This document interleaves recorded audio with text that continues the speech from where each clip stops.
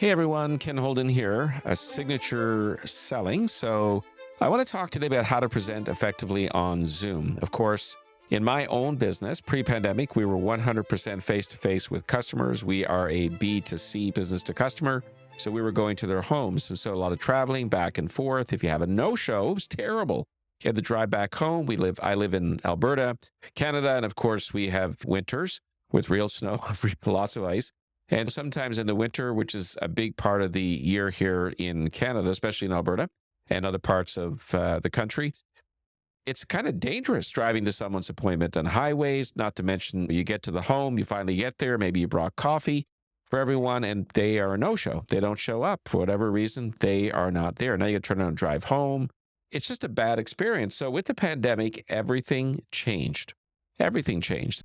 So now a no-show, while it's still no fun, you book an appointment and you show up on camera and they don't show, it's no fun. But we have to remember what we came from. We came from, many of us, whether business, whether it's B2B or B2C, you have to remember you are on the road. So especially if you're in direct selling or you're in financial services, life insurance, RESP business, that sort of thing, you get to work from home. And so now when a no-show happens, you turn off the cameras, the lights, the computer, and you go spend time with family, you spend more time in the office. And so one of the huge things that happened is the advent of the digital era. I was heavily digital even prior to the pandemic, just by nature of who I am. I love technology, the ChatGPT and Copilot, and I'm using GPT. I'll do a podcast on that soon. I'm using that now as my personal assistant. So if I run into an Excel issue, I can get a quick answer.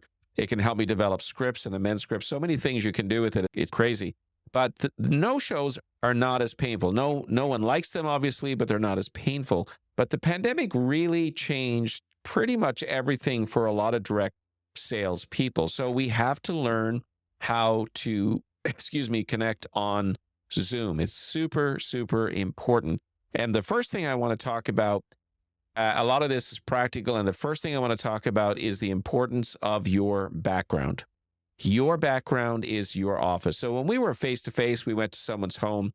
The background was their house. That was their house. The state of their house did not matter. It didn't affect their judgment of me or their perception of me because it's their house.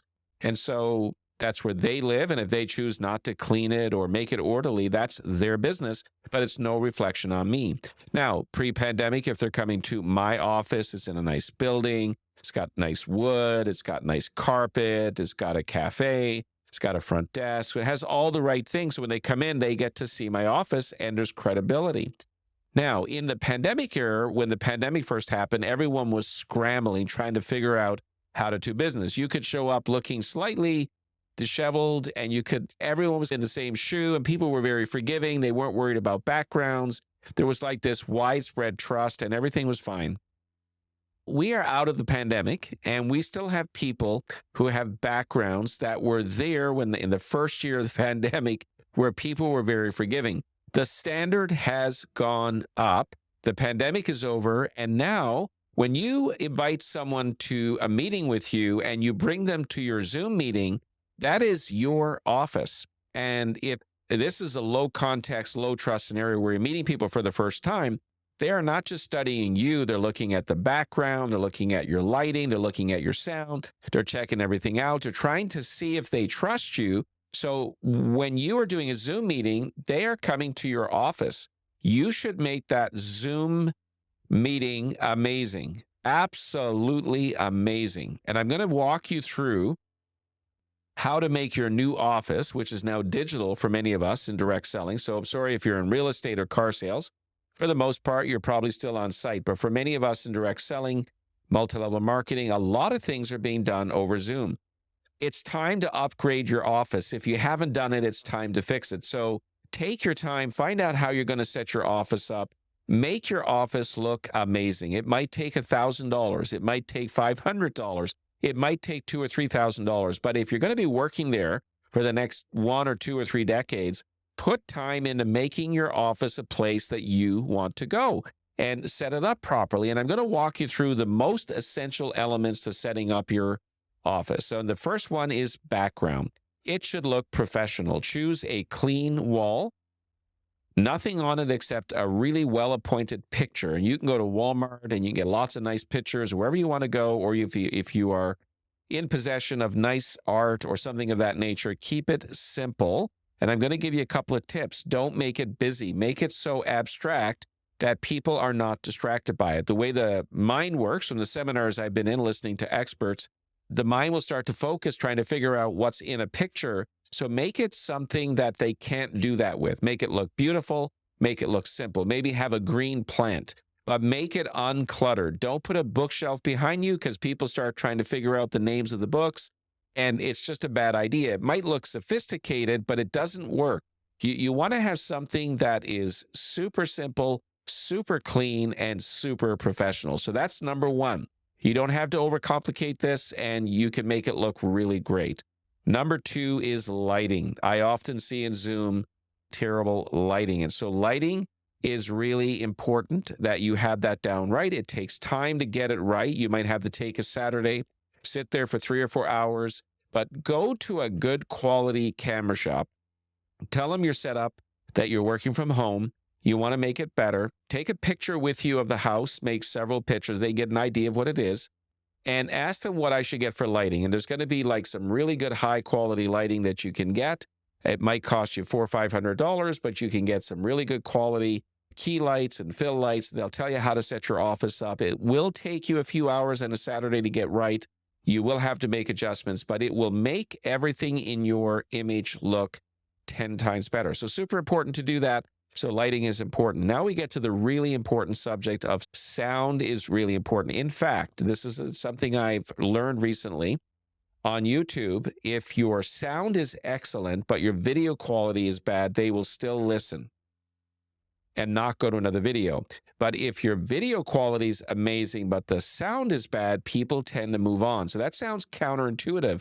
You would think in a video, the video has to be perfect. That's not the case. It's the sound that has to be more important. How do you get good sound? You do not trust the microphone on your computer, Mac or PC. Go out and get an $80, $100 mic. I use Rode mics. I prefer Rode, just my personal preference. There's the Rode NT-USB Mini, but you can go to Best Buy or any of these electronic stores and ask for a good quality plug and play mic. Please, when you go, take a picture of your computer and the ports so that you get something that will fit into your computer. You have to have an external mic. And it is important because it will absolutely change how you sound. And without even knowing it, it will dramatically improve your credibility. Make sure you have a current, preferably a current Mac or PC. I use Macs. And you want something not so old that it slows everything down. So that's another key factor to make sure you have a good quality computer. So we got lighting, we got sound, and sound is super important. We got to make sure we have a good PC. The next one here is internet connection. Do not have those slow, high-speed networks. You say, that doesn't even make sense, slow, high speed. You have to be careful with the term high speed. There's different levels of high speed. There is people who think they have high speed and actually have really low speed. So you really want to preferably, if you're running a business or in sales, you want to have something like a pure fiber optic network. That's going to give you 500, 600, 700 megabyte download or upload or higher.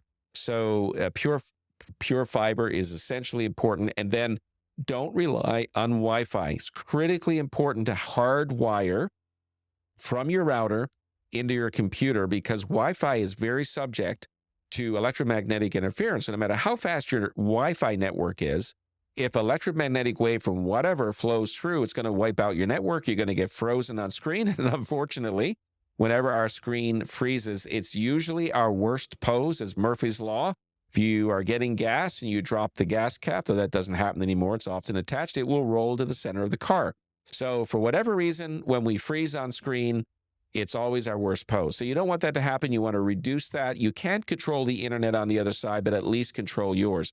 Get high-speed, true high-speed internet, and then hardwire from your modem and router into your Mac or your PC. That is like up there with oxygen. You don't want to freeze. You don't want to have the sound cutting out. You don't want to have a scenario like the old Verizon commercials for those of you who are old enough to remember, can you hear me now? Can you hear me now? You don't want that. You want to eliminate the technology and make it literally fade into the background. So high-speed internet, make sure it's hardwired. Then the last thing you want to do is make sure you're sitting properly in your picture, that you're not sitting so low. A lot of people, you get them, their head, top of their head is halfway down the screen. That doesn't look good. You don't want your forehead disappearing over the top of the screen. You want to be filling up that screen properly. And if you don't know how to do that, ask a friend. Just Zoom with somebody and just say, hey, how do I look in the picture? Am I sitting right? Ask someone who knows. Don't ask a random stranger. Make sure you ask people who might have some knowledge about how to best set up for video and stuff, and ask them, am I sitting right in the camera? Get all of this down really well. And so, again, the last point here is to test it with several different people, asking them, hey, does this look right? Is my lighting good? Is my sound good? Is my background good? And let them tell you if it's good or not. So often when you're in a Zoom meeting, you think everything looks amazing until you get on the other side. And so ask several different people, how do I look? And again, preferably ask people who are in the know so that they can give you some real positive feedback and criticism that you should be welcome to. And of course, then ask other people maybe who aren't so informed, because many of the people you're meeting with aren't experts. But a lot of folks might not even notice that it looks amazing, but it will really help you to build trust on Zoom if you follow these things. Another very important point here that I want to emphasize is Zoom is the singular most distracted place on earth. People got text messages, emails, projects they're working on, surfing the internet. They've got notifications coming in. There's so much going on that people take the advantage of multitasking, which is not a real thing. It's rapid task switching, but we won't get into that. The point is, they're taking all the time in the world to not take this seriously and to go do other things, which they would not do if they were face to face. So you and I are in the middle of selling in a very distracted environment, and we have to be aware of that if we're going to succeed. So the worst thing you can do in the Zoom era is to do these long monologues. And so people are easily distracted, and you need to break it up. Use more visuals, have natural breaks if you're using a PowerPoint. Maybe after every slide, use technology like a Stream Deck to rapidly switch between slides or stop sharing so that you keep disrupting the distraction. I hate to say it that way, but you're disrupting the distractions of the customer who might be taken away. So when you actually come right back to stop sharing and they see you, they're back in. And then so you have to keep at this. You have to keep at making sure you're finding ways to use visuals, not so long at monologues, finding ways to engage the customer. Even Zoom now has a lot of third-party apps you can use that are quite useful. You can use polls to ask people for summaries. There's so many different tools in there. I'll dedicate a podcast to this on this sometime soon, but at minimum, know you're in a distracted environment. Super important to use visuals, not do monologues, engage with the customer, stop sharing, engage, reshare, engage. And make sure you're doing that, or you're going to lose the customer very quickly if it's a monologue. The other thing is use technology to keep yourself in focus with the customer and not your slides. Again, there's lots of third-party software you can integrate into Zoom to make sure that the entire time you're screen sharing, they have a full view of you, because that's important to maintain eye contact, and it also reduces their ability to be distracted. So they're coming to your office, make it amazing. Set up your background, take time to build your office, set up your background, get the lighting, go to a proper video, audiovisual store, get a good microphone, always use an external microphone, get that background correct, get a true, emphasis on true high-speed internet connection, hardwire it into your computer, test with a friend, sit properly in the camera. It's super important to get all of this down straight. And please practice screen sharing so that it comes really easy. That is it for this week. Get your Zoom office correct. If you're going to be selling on Zoom, it's a signature selling idea to make sure that everything is near perfect in your Zoom room. Thank you.